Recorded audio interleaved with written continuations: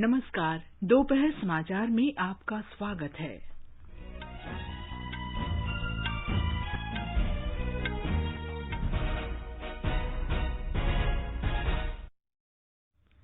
सरकार ने कहा देश में ऑक्सीजन का पर्याप्त स्टॉक उपलब्ध है। कहा कोविड प्रभावित राज्यों को चिकित्सा ऑक्सीजन की आपूर्ति सुनिश्चित करने के लिए उपाय किए गए हैं। टीका उत्सव के अंतर्गत 1 करोड़ 28 लाख से अधिक कोविड टीके लगाए गए। देश में आज कोविड के 2 लाख से अधिक नए मामलों की पुष्टि हुई। राष्ट्रीय राजधानी दिल्ली में सप्ताहांत कर्फ्यू लगाया जाएगा। उत्तर प्रदेश बोर्ड ने 10वीं और 12वीं की परीक्षाएं स्थगित की। छत्तीसगढ़ में कोविड-19 की स्थिति पर चर्चा के लिए सर्वदलीय बैठक जारी। उत्तर प्रदेश के 18 जिलों में पंचायत चुनाव के पहले चरण का मतदान जारी। लोकसभा और विधानसभा सीटों के उपचुनाव के लिए प्रचार आज शाम समाप्त होगा। गुजरात के जखाऊ तट के निकट भारतीय समुद्री तट से 8 पाकिस्तानी नागरिक गिरफ्तार। थोक मुद्रास्फीति की दर बढ़कर 7% से अधिक हुई। और आईपीएल क्रिकेट में आज शाम दिल्ली कैपिटल्स का मुकाबला राजस्थान रॉयल्स से होगा।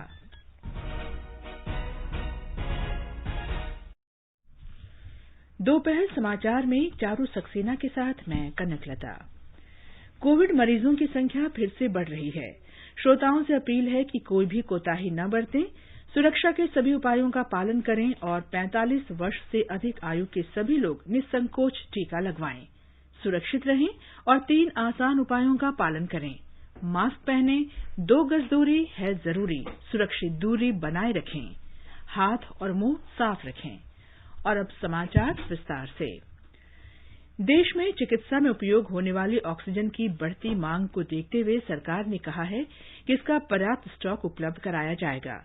स्वास्थ्य तथा परिवार कल्याण मंत्रालय ने बताया है कि इस समय देश में ऑक्सीजन का भंडार 50,000 मीट्रिक टन से अधिक है। मंत्रालय ने यह भी कहा है कि देश की दैनिक ऑक्सीजन उत्पादन क्षमता 7,000 मीट्रिक टन से अधिक है। इसमें बढ़ोतरी भी की गई है। एक रिपोर्ट। केंद्र सरकार ने ऑक्सीजन की बढ़ती मांग को ध्यान में रखते हुए राज्यों से कहा है कि वे चिकित्सा में काम आने वाली ऑक्सीजन का सही ढंग से उपयोग करें और बर्बादी पर रोक लगाएं। इस संबंध में अधिकार प्राप्त समूह ने भी चिकित्सा में काम आने वाली ऑक्सीजन की पर्याप्त उपलब्धता सुनिश्चित करने के लिए कार्रवाई शुरू कर दी है। सरकार ने आश्वासन दिया है कि इस्पात संयंत्रों के पास उपलब्ध अतिरिक्त ऑक्सीजन का उपयोग भी आवश्यकता अनुसार किया जा रहा है। राज्यों से कहा गया है कि वे नियंत्रण कक्ष स्थापित करें ताकि जिलों को ऑक्सीजन की सुचारू रूप से आपूर्ति सुनिश्चित की जा सके। सरकार ने महामारी से त्रस्त विभिन्न राज्यों को चिकित्सा में काम आने वाली ऑक्सीजन की पर्याप्त सप्लाई सुनिश्चित करने के लिए कई उपाय किए हैं। ऑक्सीजन का उत्पादन बढ़ाने, इस्पात कारखानों के पास उपलब्ध अतिरिक्त ऑक्सीजन का उपयोग करने और राज्यों की ऑक्सीजन की आवश्यकताओं का आकलन करने के लिए भी कदम उठाए गए हैं। महाराष्ट्र, गुजरात, मध्य प्रदेश, उत्तर प्रदेश और दिल्ली जैसे ऑक्सीजन की अधिक आवश्यकता वाले राज्यों की मांग को पूरा करने के लिए उत्पादकों, राज्यों और अन्य संबद्ध पक्षों के साथ मिलकर उनकी आवश्यकताओं का आकलन करने के कार्य को अंतिम रूप दिया जा रहा है। समाचार कक्ष से अलका सिंह। भारत कोविड टीकाकरण के मामले में नई ऊंचाइयों को छू रहा है। प्रधानमंत्री नरेंद्र मोदी द्वारा शुरू किया गया 4 दिन का विशेष टीकाकरण अभियान टीका उत्सव कल समाप्त हो गया। इसके अंतर्गत पात्र लोगों को 1 करोड़ 28 लाख से अधिक टीके लगाए गए। एक रिपोर्ट। टीका उत्सव के दौरान निजी और सार्वजनिक कार्यस्थलों पर कई जगह नए टीकाकरण केंद्रों के सुचारू परिचालन के कारण महज 4 दिनों में देश में टीकाकरण की दर में खासी तेजी दर्ज की गई है। इसी अवधि में देश ने सुचारू रूप से कार्य कर रहे कोविड टीकाकरण केंद्रों की संख्या में उल्लेखनीय वृद्धि भी दर्ज की है। प्रधानमंत्री नरेंद्र मोदी द्वारा संसाधनों के पूर्ण और समुचित उपयोग करने के लिए दिए गए मंत्र से प्रेरणा प्राप्त करते हुए महज 4 दिनों में ही लगभग 20,000 नए टीकाकरण केंद्र के जुड़ने से देश में आज लगभग 70,000 टीकाकरण केंद्र सुचारू रूप से काम कर रहे हैं। सप्ताह के अंत या सार्वजनिक अवकाश पर भी पहले के इतर लोगों ने भारी संख्या में टीकाकरण केंद्रों पर आकर प्रधानमंत्री की अपील में अपनी पूरी आस्था व्यक्त की है। बीते रविवार को टीका उत्सव के पहले दिन ही 27 लाख से भी अधिक कोरोना के टीकों की खुराक दी गई। विशेष अभियान के आखिरी दिन देश भर में 33 लाख से भी अधिक खुराकों के साथ महाराष्ट्र, उत्तर प्रदेश और राजस्थान जैसे राज्यों ने अब तक लाभार्थियों को कुल 1 करोड़ से भी अधिक टीकों की खुराक देने का नया कीर्तिमान प्राप्त किया है। आकाशवाणी समाचार के लिए आनंद चतुर्वेदी, दिल्ली। मध्य प्रदेश में टीका उत्सव के दौरान लगभग 12 लाख लोगों को टीका लगाया गया। हमारे संवाददाता ने बताया है कि राज्य में टीकाकरण के अतिरिक्त केंद्र भी बढ़ाए गए हैं और लोगों को टीका लगाने के लिए प्रेरित भी किया गया है। टीकाकरण अभियान से जुड़े अपर संचालक संतोष शुक्ला ने बताया कि अभी तक प्रदेश में 66,31,000 से अधिक लोगों का वैक्सीनेशन हो चुका है। इनमें करीब 8,13,000 हेल्थ वर्कर और फ्रंटलाइन वर्कर हैं। उधर राज्य में बढ़ते कोरोना संक्रमण को देखते हुए स्कूल शिक्षा विभाग ने प्रदेश के शासकीय विद्यालयों में 10वीं और 12वीं की बोर्ड परीक्षाएं 1 माह के लिए स्थगित कर दी हैं। अब ये परीक्षाएं जून माह में आयोजित की जाएंगी। राज्य में पिछले 24 घंटों में कोविड-19 से 9,720 लोग संक्रमित हुए हैं। इसके फलस्वरूप कुल संक्रमितों की संख्या 3,63,000 से अधिक हो गई है। मध्य प्रदेश में इस दौरान संक्रमण से 51 लोगों की मृत्यु होने से मरने वालों की कुल संख्या 4,312 हो गई है। संजीव शर्मा, आकाशवाणी समाचार, भोपाल। हरियाणा में टीका उत्सव के दौरान 6,37,327 टीके लगाए गए। इस अभियान की सफलता पर हरियाणा के मुख्यमंत्री मनोहर लाल ने कहा कि ये स्वास्थ्य कर्मियों के अथक प्रयासों से संभव हुआ है, जो दिन रात स्वास्थ्य सेवा में जुटे हुए हैं। देश में कोरोना महामारी के मामलों में बड़ी तेजी से बढ़ोतरी हो रही है, जिससे कई राज्यों और केंद्र शासित प्रदेशों में सक्रिय रोगियों की संख्या भी बढ़ गई है। ठीक होने की दर में लगातार गिरावट आई है और ये 88.31% रह गई है। इस बीच देश भर में टीकाकरण अभियान सुचारू रूप से चल रहा है। स्वास्थ्य तथा परिवार कल्याण मंत्रालय ने बताया है कि अब तक देश भर में 11 करोड़ 44 लाख से अधिक कोविड टीके लगाए जा चुके हैं। पिछले 24 घंटों में लोगों को टीके की 33 लाख से अधिक खुराक दी गई। मंत्रालय ने यह भी बताया है कि पिछले 24 घंटों में देश भर में कोविड महामारी के 2 लाख से अधिक नए मामले दर्ज किए गए, जो एक नया रिकॉर्ड है। अब तक 1 करोड़ 40 लाख लोग इस महामारी की चपेट में आ चुके हैं। कल भारत में पहली बार एक ही दिन में 2 लाख से अधिक नए मामले दर्ज किए गए। स्वास्थ्य तथा परिवार कल्याण मंत्रालय ने कहा है कि देश में इस समय सक्रिय मामलों की संख्या 14,71,000 से अधिक है, जो संक्रमण की पुष्टि वाले मामलों का 10.45% है। पिछले 24 घंटों में देश भर में महामारी से कुल 1,038 मौत भी हुई है, जिससे अब तक मौत का शिकार हुए लोगों की कुल संख्या 1,73,000 को पार कर गई है। मंत्रालय ने बताया है कि पिछले 24 घंटों में 93,000 लोग संक्रमण से स्वस्थ भी हुए हैं।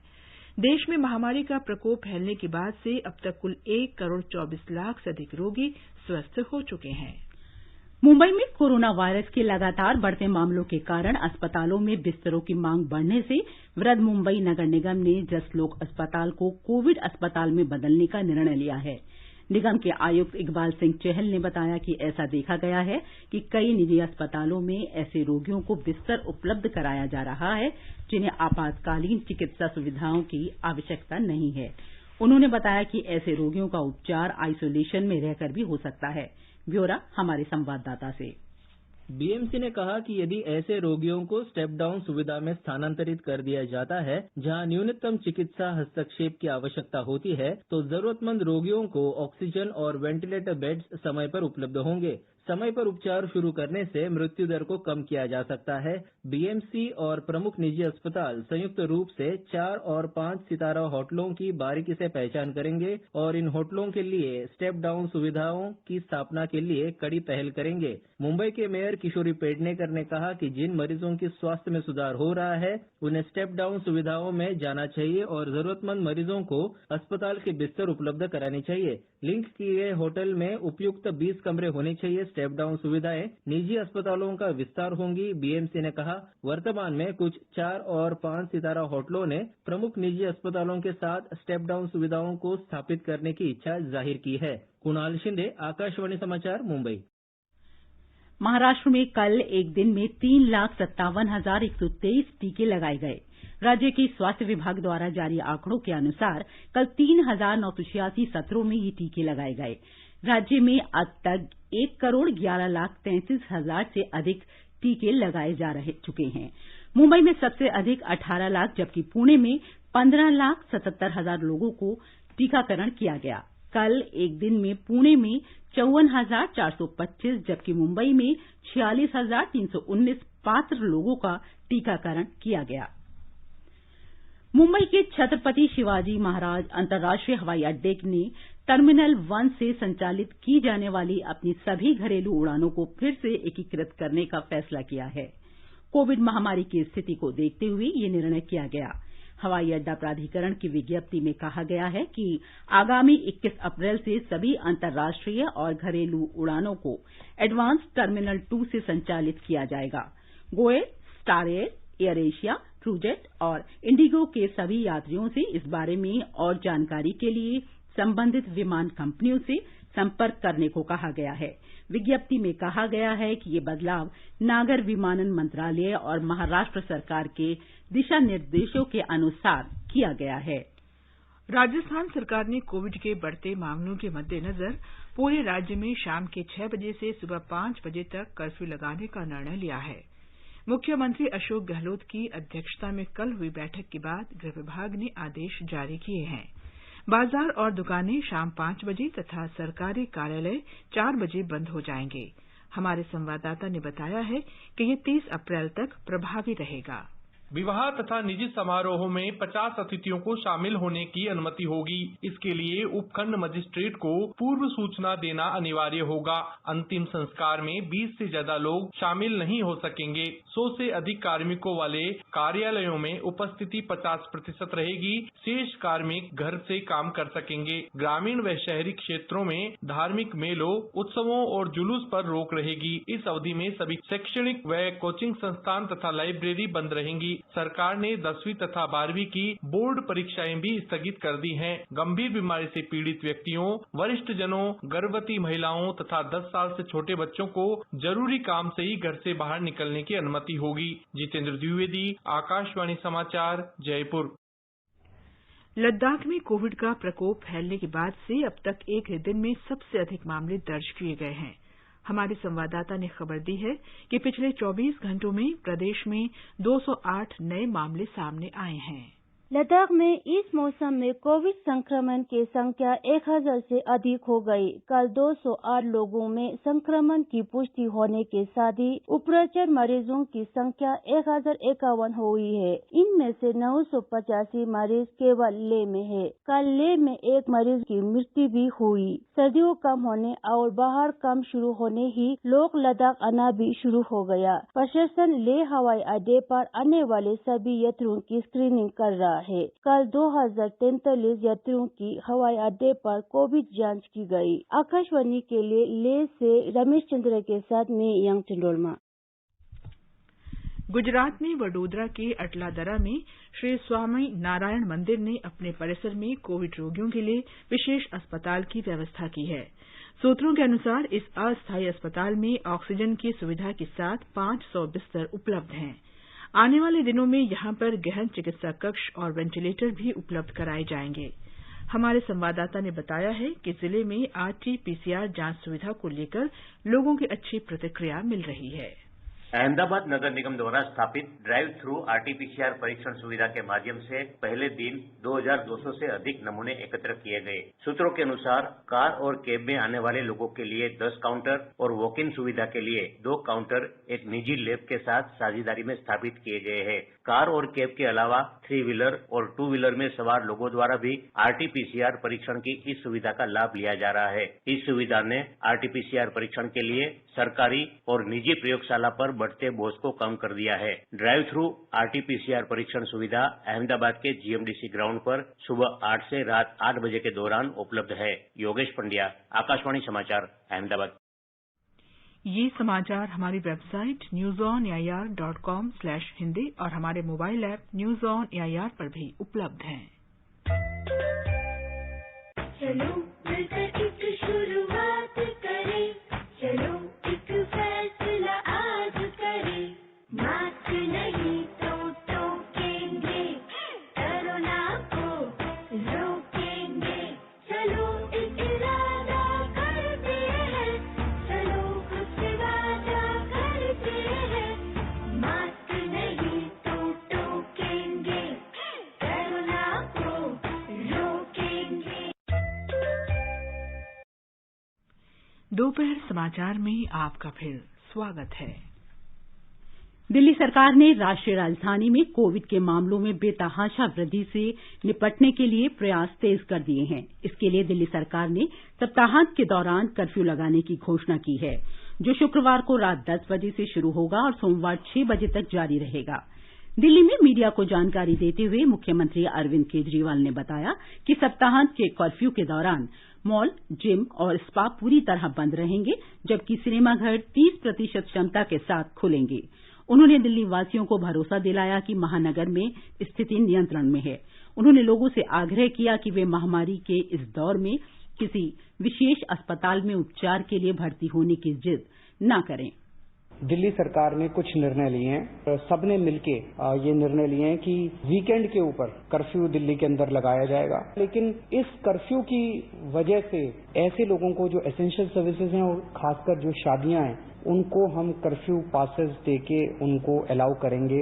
वो कर्फ्यू पासेस के अप्लाई कर सकते हैं और उनको जल्द से जल्द बिना किसी हैरेसमेंट के हम कर्फ्यू पासेस देंगे। वीकली मार्केट्स जो हैं वो एक वीकली मार्केट पर डे पर जोन के हिसाब से अलाउ किया जाएगा। मेरा आपसे निवेदन है कि आप ये इंसिस्ट मत कीजिए कि मेरे को इसी अस्पताल में जाना है, वो हमारे लिए मुश्किल होगा। अभी दिल्ली के अंदर बेड्स की कमी नहीं है। दिल्ली सरकार ने अस्पतालों को भी निर्देश दिया है कि वे कोविड रोगियों के लिए निर्धारित बिस्तरों की संख्या बढ़ाएं। मुख्यमंत्री ने आज दिल्ली के उपराज्यपाल और स्वास्थ्य मंत्री के साथ बैठक में कोविड महामारी की स्थिति की समीक्षा के बाद ये निर्णय किया। ब्यौरा हमारे संवाददाता से।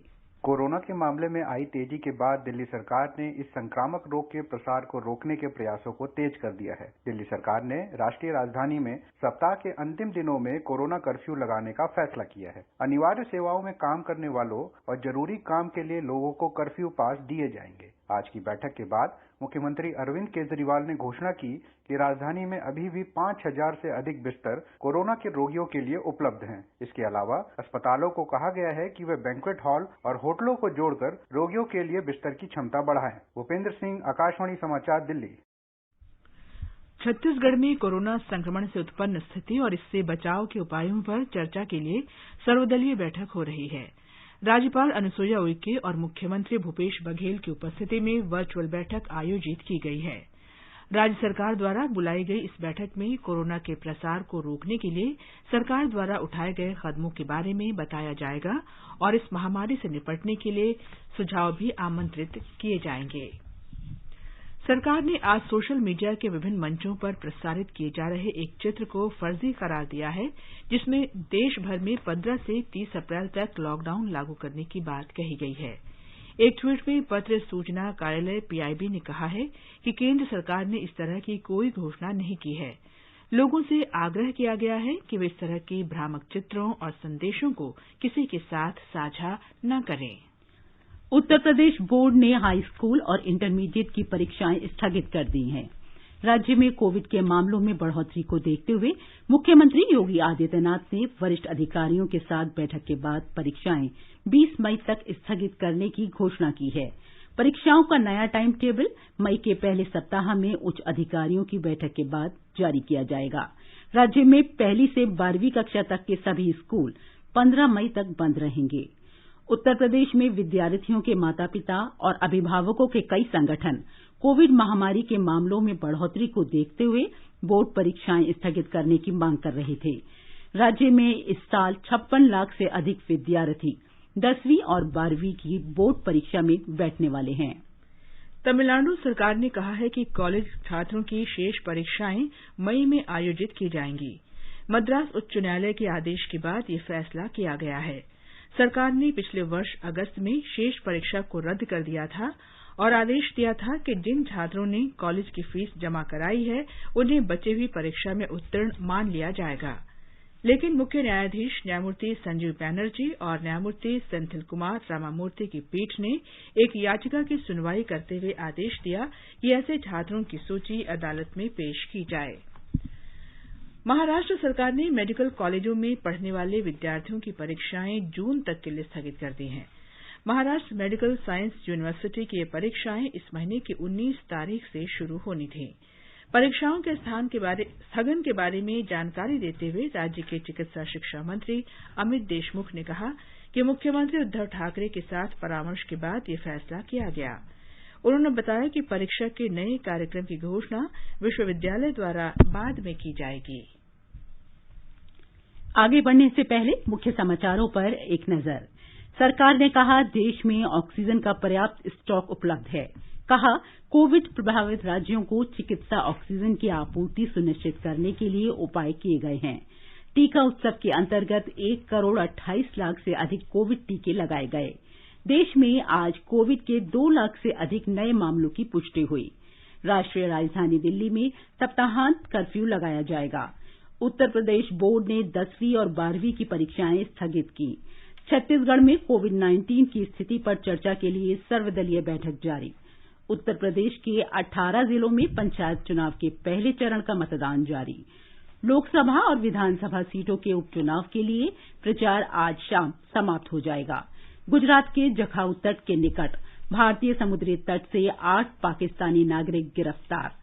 थोक मुद्रास्फीति की दर बढ़कर 7% से अधिक हुई।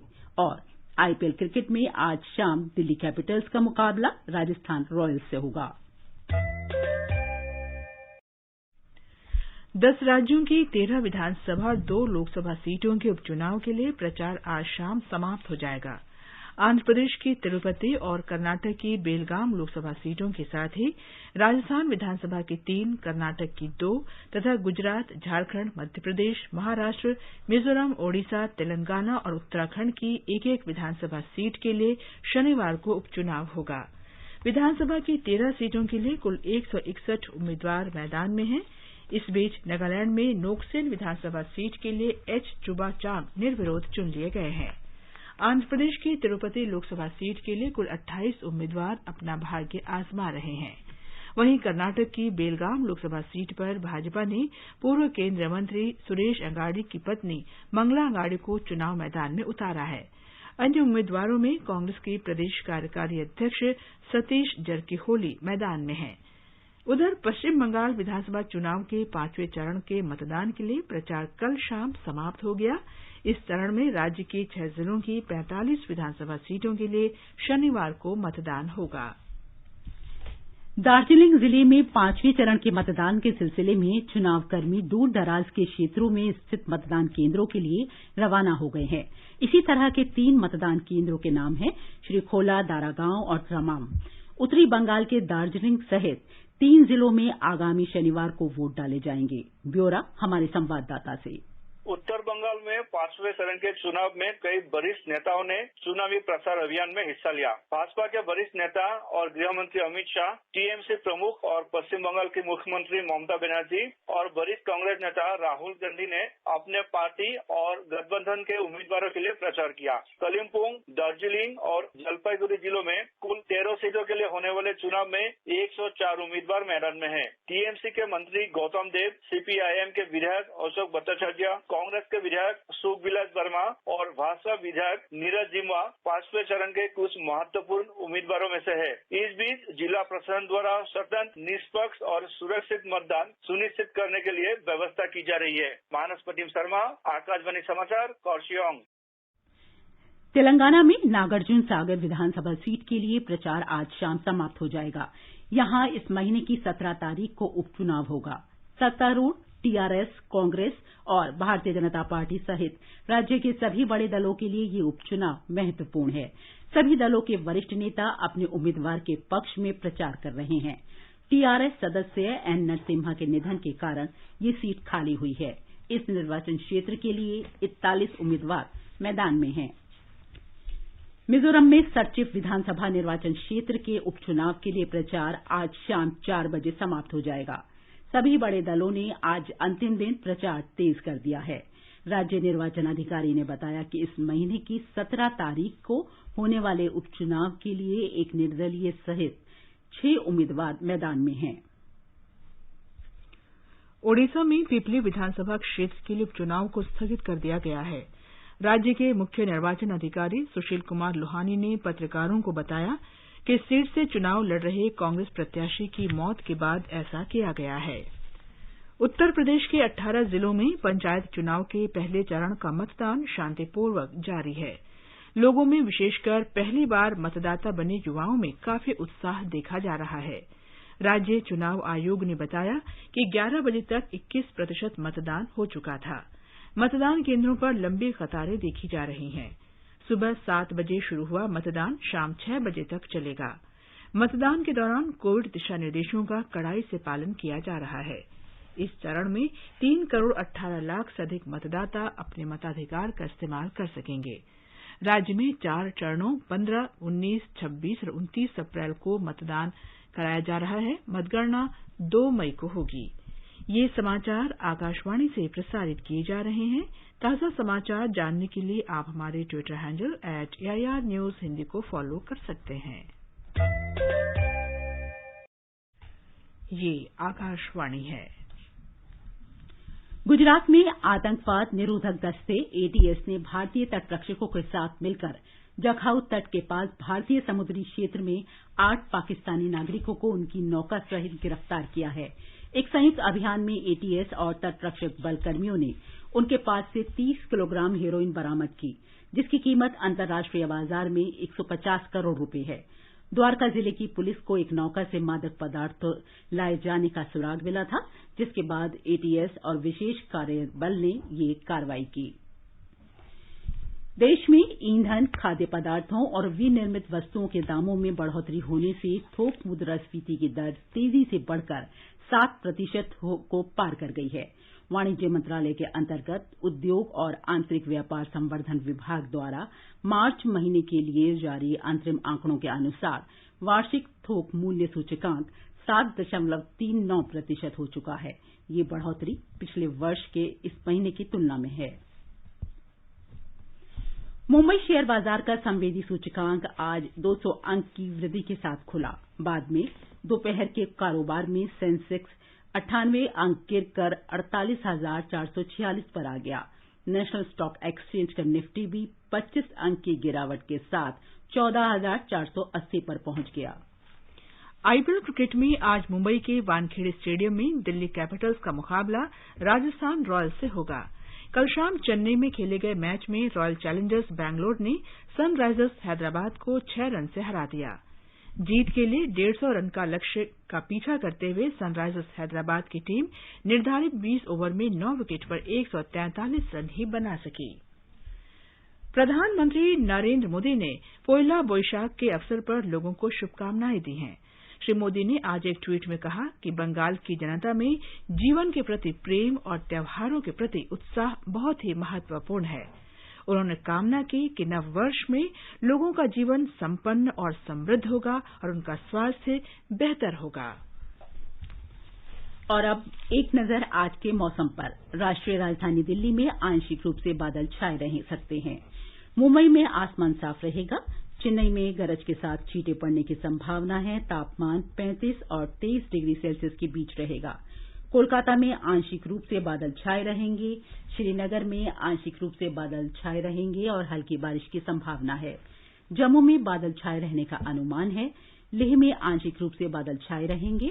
गिलगित में सामान्य रूप से बादल छाए रहेंगे और हल्की बारिश हो सकती है। महान संगीतकार भारत रत्न पंडित भीमसेन जोशी का जन्म शताब्दी वर्ष मनाया जा रहा है। आइए सुनते हैं उनका गायन। पावन पंढरी वैकुंठ भुवन, पावन पंढरी वैकुंठ भुवन, धन्य अदिति। अंत में मुख्य समाचार एक बार फिर। सरकार ने कहा देश में ऑक्सीजन का पर्याप्त स्टॉक उपलब्ध है। कहा कोविड प्रभावित राज्यों को चिकित्सा ऑक्सीजन की आपूर्ति सुनिश्चित करने के लिए उपाय किए गए हैं। टीका उत्सव के अंतर्गत 1 करोड़ 28 लाख से अधिक कोविड टीके लगाए गए। देश में आज कोविड के 2 लाख से अधिक नए मामलों की पुष्टि हुई। राष्ट्रीय राजधानी दिल्ली में सप्ताहांत कर्फ्यू लगाया जाएगा। उत्तर प्रदेश बोर्ड ने 10वीं और 12वीं की परीक्षाएं स्थगित की। छत्तीसगढ़ में कोविड-19 की स्थिति पर चर्चा के लिए सर्वदलीय बैठक जारी। उत्तर प्रदेश के 18 जिलों में पंचायत चुनाव के पहले चरण का मतदान जारी। लोकसभा और विधानसभा सीटों के उपचुनाव के लिए प्रचार आज शाम समाप्त हो जाएगा। गुजरात के जखाऊ तट के निकट भारतीय समुद्री तट से 8 पाकिस्तानी नागरिक गिरफ्तार। थोक मुद्रास्फीति की दर बढ़कर 7% से अधिक हुई और आईपीएल क्रिकेट में आज शाम दिल्ली कैपिटल्स का मुकाबला राजस्थान रॉयल्स से होगा। इसके साथ ही दोपहर समाचार का ये अंक समाप्त हुआ। नमस्कार।